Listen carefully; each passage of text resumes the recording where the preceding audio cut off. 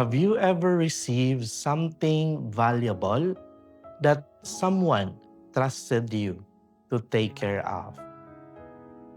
In the gospel today, Jesus tells a story about a vineyard owner who entrusted his vineyard to tenants. And when the time came to collect the fruits, the tenants refused.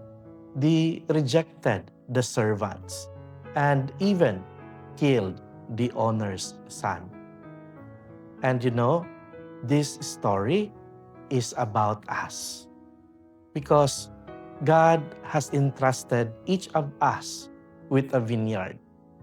It may be our family, our work, our talents, or our faith. These are not just ours. They are gifts from God given to us so that our lives may bear good fruit. But sometimes we forget. We become busy. We become distracted or focused only on ourselves. Yet God does not give up on us. He continues to call us back patiently and lovingly. So today, Jesus gently asks us one simple question. What kind of fruit is growing in the vineyard of your life?